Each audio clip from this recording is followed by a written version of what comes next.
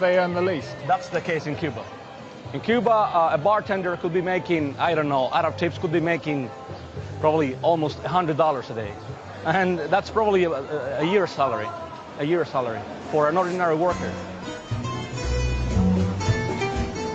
In the 1950s, Havana was a playground for wealthy American tourists, and brothels, casinos and corruption were a major cause of the revolution. How ironic that 50 years later, ordinary Cubans who want a decent standard of living are desperate for jobs in the growing tourism industry. So far, Americans haven't returned in large numbers because of the embargo, and everyone's waiting to see when the embargo will end. So Cubans are still waiting?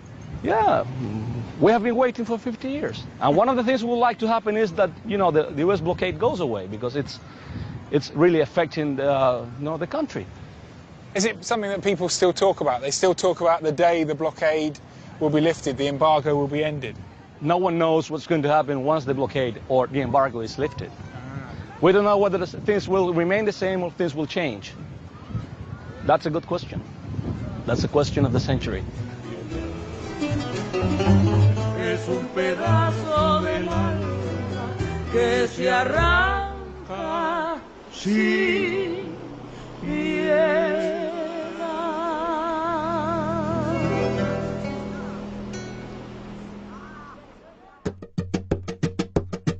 I left Havana and flew east along the Tropic of Cancer to Nassau, the capital of the Bahamas. Unlike Cuba, Americans are still flocking here in their hundreds of thousands. The islands are one of the ultimate holiday destinations, world famous for their beautiful beaches and a warm Caribbean welcome. But even the Bahamas has a dark side.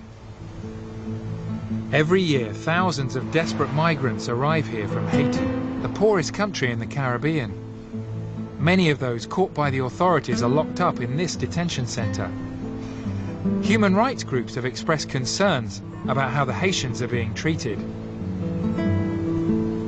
Hello there.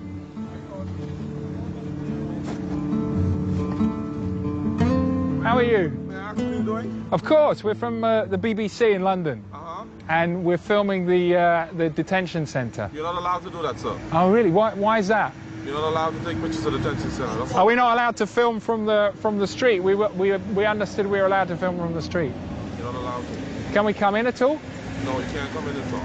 Can we ask how many Haitians are detained inside? No, I can't give you that information. All right. That's our rules and regulations. Okay. Some estimates now suggest Haitian migrants comprise up to a third of the population of the Bahamas. Well away from the tourist trail, thousands live here illegally in slums like this.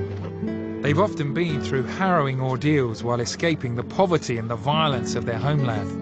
I mean, we've heard terrible things about the journeys by boat from Haiti to the Bahamas. What was the boat journey like for you? Can you take us through what happened? 70 moun. Nous étions 70 moun. Là nous arrivons ici, on est 60 qui arrivent. The 10 people died just on the journey. Yeah.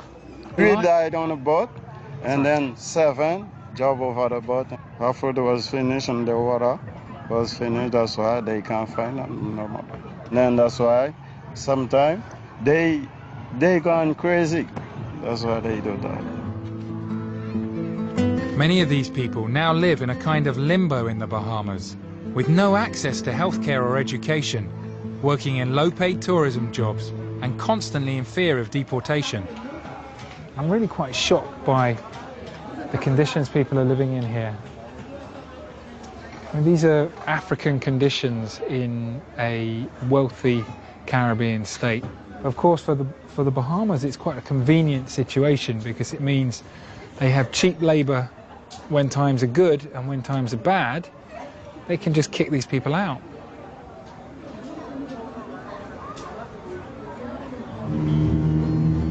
I was coming to the end of this first leg of my global journey around the tropic.